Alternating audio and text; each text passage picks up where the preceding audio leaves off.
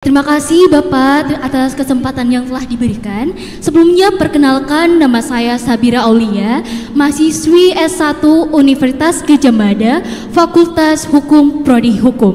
Wah, adik kelas saya ini. Oke.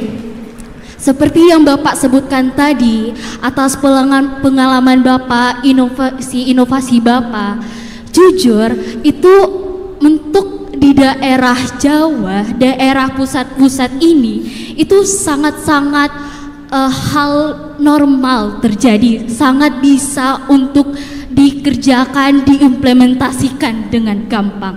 Tapi perlu kita ketahui daerah di luar Jawa, khususnya seperti Sulawesi, Kalimantan, itu tuh saya ini dari Makassar, Sulawesi Selatan, itu tuh memang inovasi dari gubernur, wali kota, itu banyak sekali inovasinya.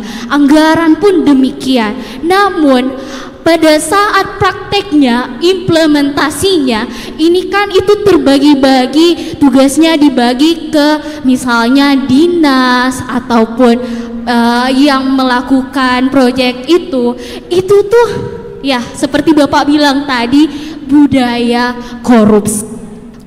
Jadi mungkin bagaimana pendapat Bapak dari segi pengawasan, mungkin untuk pesan-pesan untuk kepala daerah di mungkin daerah-daerah yang di luar Jawa ini atau bahkan daerah-daerah yang tertinggal seperti saat ini. Oke, itu saja dari saya. Terima kasih. Wassalamualaikum warahmatullahi wabarakatuh. Waalaikumsalam. Terima kasih Samira. Kamu dari Makassar? Oke. Terima kasih Mi. Yang nggak ngerti, yang nggak ketawa. Ayo yang di atas. Ya Mbak. Assalamualaikum warahmatullahi wabarakatuh. Waalaikumsalam warahmatullahi wabarakatuh. Kenalkan, nama saya Intan. Saya dari Magister Akuntansi Universitas Intan. Gadjah Mada. Intan. Iya. Wih, masih mahal sekarang Intan apalagi? Pertanyaan saya begini, Pak. Kebetulan saya ngefans banget sama Bapak, Pak. Ya kakaknya aja suruh nanya. Intan, kamu kuliah di UGM? Betul, Pak. Fakultas apa? FEB. FEB. Oke, silakan Magister Intan. Akuntansi, Pak. Oke. Doakan ya Pak, tahun ini saya bisa lulus. Iya, saya doakan kamu lulus, setelah lulus bekerja, setelah itu menikah, punya anak. Pokoknya doanya panjang. Apa pertanyaannya Intan? Bagaimana, tadi kan Bapak ada ngasih pesan terakhir ya Pak ya, bagaimana meningkatkan integritas bagi negara kita yang religius. Apalagi saat ini banyak sekali ya Pak ya, kasus-kasus yang sedang beredar, baik di instansi yang kita pikir itu sangat luar biasa, tapi malah menurunkan nilai keakhlakannya gitu, seperti itu. Oke. Terima kasih Pak. Makasih, Dan juga Intan. saat ini kabinet kita sangat gemuk sekali kan Pak, padahal yang tadi Bapak katakan Nanti ikut saya lari-lari biar langsing. karena tadi Bapak katakan bahwa sebenarnya yang bisa memonitoring itu adalah digitalisasi. Yes. Seperti itu. Dan seperti apa sebenarnya idealnya? Terima kasih Pak. Wassalamualaikum warahmatullahi wabarakatuh. Waalaikumsalam. Makasih Intan. 1, 2. Cewek lagi ya, cowok-cowok sabar ya. Tahu kan kalau cewek sudah ngomong, kamu harus sabar. Yang ketiga cewek lagi. Ya, silakan Mbak. Sebelumnya, Assalamualaikum warahmatullahi wabarakatuh. Waalaikumsalam. Perkenalkan, nama saya Puan Jasmine Maharani Merikuri dari Waduh, ini kayaknya saya kenal ini. Tapi bukan yang itu Pak, yang mati. Iya, nggak usah ngegas, tenang. Panggilannya Puan. Jasmine Pak. Hah? Jasmine. Oke. Dari Universitas Amikom Yogyakarta, Prodi Hubungan Internasional. Sebelumnya saya minta maaf jika pertanyaan saya out of topic dari public lecture Bapak malam ini. Pertanyaan saya, jika Bapak menjadi Presiden Republik Indonesia. Lah saya sudah kalah gimana? Ini kalah saya aja lobet. Oke, nggak apa-apa Jasmine. Jika Bapak menjadi Presiden Republik Indonesia, apa yang menjadi fokus Bapak di bidang pertahanan untuk negara ini? Lalu yang kedua, saya titip salam untuk Mas Alam karena saya fans beratnya. Dan yang terakhir Pak, kalau Bapak berkenan setelah public lecture ini saya izin minta foto dengan Bapak, namun jika Bapak tidak berkenan tidak apa-apa. Ya, boleh. Terima kasih banyak Pak sebelumnya. Wassalamualaikum warahmatullahi wabarakatuh. Ini kok pribadional. Tadi siapa? Masnya ya? Sini ya? Silakan. Nanti maaf ya nggak kebagian, kalau mau nanya ke sini aja. Satu-satu. Bismillahirrahmanirrahim. Assalamualaikum warahmatullahi wabarakatuh. Waalaikumsalam. Perkenalkan, saya Hari Mokodompit dari Hari. Ya, dari Magister Keperawatan UGM. Keperawatan. Iya. Wah, top. Iya, saya dari Sulawesi Utara. Bapak, tadi kan Bapak mengatakan bahwa pemerintah daerah tidak harus sama visi dengan pemerintah pusat. Nah, yang menjadi pertanyaan saya, apakah daerah itu bisa mandiri tanpa bantuan dari pusat? Kemudian, apakah dengan adanya efisiensi saat ini bisa berpengaruh terhadap perkembangan daerah? Terima kasih. Keren. Ini pertanyaannya luar biasa. Oke, Hari. Enggak, tadi sini oh. Sini. Ya toh, sini toh. 1, 2, 3, 5 sini ya? Sini oh, Mas. Oh, jangan-jangan diserobot tadi. Ya udah, nanti kamu habis ini aja. Ya. Iya, baik, terima kasih atas kesempatan yang diberikan kepada saya. Assalamualaikum warahmatullahi wabarakatuh. Waalaikumsalam warahmatullahi wabarakatuh. Perkenalkan, nama saya Abdurrahman, mahasiswa Universitas Islam Negeri Yogyakarta, Magister Ekonomi Syariah. Asal saya dari Kota Palu, Sulawesi Tengah. Palu? Iya. Baik Pak, saya ingin bertanya kepada Bapak terkait apa yang sudah Bapak sampaikan dan juga topik kita pada malam hari ini. Yang ingin saya sampaikan, untuk menjadi seorang pimpinan atau pemimpin ataupun leader, ini bukan hanya sekedar memberikan atau membuat inovasi, mengeluarkan kebijakan, membuat peraturan dan lain sebagainya. Akan tetapi bagaimana sosok dari seorang kepala daerah yang paling terpenting itu melekat pada masyarakatnya. Nah, kira-kira apa yang harus kita lakukan agar ketika nanti misalkan saya menjadi kepala daerah di Sulawesi Tengah, kepemimpinan saya itu terus dikenang dan tetap melekat dengan warga. Karena ini intinya Pak, kalau kita tidak melekat dengan warga, bagaimana kita bisa menjadi seorang kepala daerah? Yaitu khairun nas, hubungan kita dengan sesama manusia. Mungkin demikian apa yang dapat saya sampaikan, lebih dan kurangnya saya mohon maaf. Wallahu musta'an. Wassalamualaikum warahmatullahi wabarakatuh. Waalaikumsalam.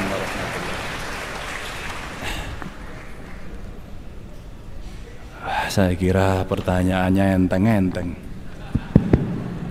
Ini kayak ujian semester aja. Baik, Pak. Oh, satu lagi? Ya Pak. Ya, kamu nomor 6 berarti. Oke, nggak apa-apa. Bismillahirrahmanirrahim. Assalamualaikum warahmatullahi wabarakatuh. Waalaikumsalam. Perkenalkan Pak, saya Muhammad Ibnu Majah, biasa dipanggil Ibnu. Siapa panggilannya? Ibnu. Ya. Kalau kuliah di mana? Saya udah lulus Pak dari UIN Sunan Kalijaga Yogyakarta, UIN, lulusan ya? Ilmu Komunikasi. Saya aslinya Temanggung Pak, warganya Bapak juga. Saya ingin bertanya Pak, tadi pemaparan Pak Ganjar sangat luar biasa. Saya sangat tertarik dengan konsep pemerataan. Tadi saya simak dengan seksama penjelasan dari Pak Ganjar itu, pemerataannya itu bersifat kewilayahan Pak, atau horizontal gitu ya Pak. Nah, kemudian saya coba melihat dari sudut pandang lain, gimana kalau kita coba cari pemerataan itu dari sudut pandang vertikal Pak. Karena tadi sore Pak saya baca data dari Swiss Credit itu bahwa 3/4 kekayaan nasional itu hanya dikuasai oleh 10% total dari populasi di Indonesia. Yang berarti 1/4-nya itu hanya dimiliki, ya 90%-nya itu hanya memiliki 1/4-nya saja Pak. Nah kemudian saya bertanya gimana Pak caranya kalau pendekatannya itu secara vertikal semacam ini Pak, karena kalau ya hanya mengandalkan dari pemerataan secara horizontal itu ya 3/4-nya hanya di circle-circle mereka saja yang orang kaya itu Pak. Gimana caranya kita yang 90% ini yang hanya menguasai 1/4 kekayaan itu ya bisa gimana caranya supaya merata gitu Pak, tidak hanya di circle mereka Pak. Sedangkan di posisi kita yang pertama itu sebagai rakyat biasa, bukan pengambil kebijakan, dan yang kedua kita bukan bagian dari 10% yang menguasai kekayaan banyak itu Pak. Bagaimana caranya, pendekatannya bagaimana, apakah sama dengan pemerataan yang horizontal, apakah berbeda Pak? Terima kasih. Billahi fissabil haq fastabiqul khairat. Wassalamualaikum warahmatullahi wabarakatuh. Waalaikumsalam. Ini Mas Emu dari Temanggung ya Mas? Temanggungnya mana Mas? Oh kota. Wow kelihatan orang kota. Ini menarik karena bupatinya itu Kades. Bupati terpilihnya Kades Gondrong. Gondrong. Dia berhadapan dengan bupati incumbent dan wakil bupati juga incumbent. Dan menang. Nah ini nanti menjawab pertanyaan Bung Abdurrahman dari Palu. Tapi saya mulai dari Samira dulu karena adik kelas saya. Inovasi hanya ada di Jawa, kalau di luar Jawa sulit. Enggak. Ketika lomba-lomba kemarin itu ya Jawa Tengah pernah juara gitu. Tapi NTB juga juara. Sulawesi itu pernah ada yang bagus sekali sampai jadi contoh di banyak kabupaten kota. Namanya Kabupaten Takalar. Jangan salah loh. Takalar itu pernah melakukan inovasi dalam pelayanan publik dan itu the best one. Ditiru oleh semuanya. Tabanan juga sama. Tabanan Bali. Jadi sebenarnya ini cerita leadership. Cerita mau untuk melakukan sesuatu. Cerita yang bukan omon-omon. Cerita yang serius, kemudian dia tahu persoalan, dia selesaikan, dan kalau tidak tahu, dia cari partner. Siapa partnernya? Biasanya kampus. Maka jangan alergi dengan kampus. Maka kalau kampus berteriak keras, ada sesuatu biasanya yang keliru. Karena perjuangan orang kampus, dosen, itu belum level pemilikan aset yang tadi, sekelas konglomerat yang disampaikan oleh Ibnu tadi, tidak. Kelasnya dosen itu masih tukin. Perjuangannya masih level tukin. Belum bicara yang luar biasa, belum. Karena faktanya memang dalam politik pendidikan kita belum sampai masuk ke sana. Saya lagi coba otak-atik ini ya. Coba 20% dari APBN itu kalau untuk pendidikan semua tidak boleh dibagi-bagi kemana-mana, khusus untuk pendidikan. Masa sih kita nggak cukup gitu? 20% itu stated, disampaikan di dalam konstitusi kita. Coba kumpulkan jadi satu, berikan ke sana. Rasanya itu cukup. Jadi Samira sangat bisa sekali daerah itu membuat inovasi. Jadi contoh-contoh itu ada. Di Jawa juga banyak yang kalau lomba kalah sama yang dari luar Jawa. Jadi Samira, saya harapkan kamu nanti lulus pulanglah ke sana. Bangunlah daerahmu. Dan kamulah orang pertama yang akan melakukan inovasi itu untuk yang pertama. Mudah-mudahan kamu ingat hari ini ya. Oke. Dan bagaimana cerita kemudian yang kurang bagus, ada korupsi, bagaimana mengawasi? Iya, saya juga bingung gitu.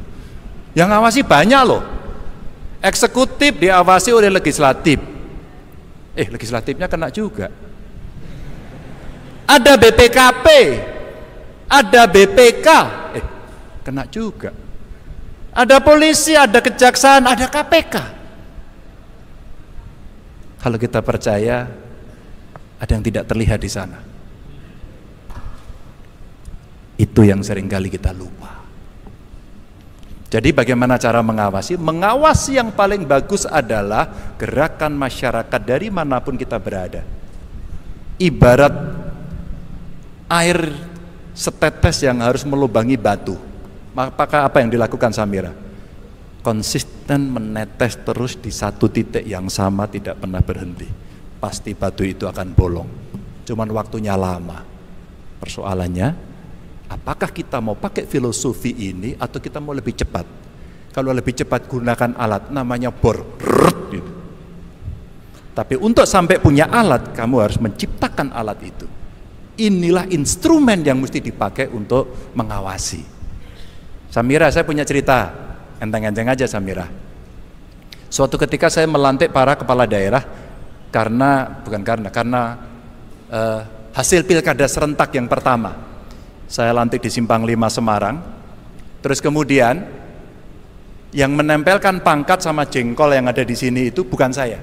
Saya hanya menggait sumpah dan janjinya. Siapa yang menempelkan itu? Orang tercinta. Suami, istri, anak.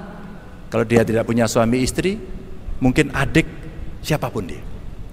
Dan saya bisiki, sampaikan kepada orang terpilih yang kamu sayangi ini, jangan korupsi.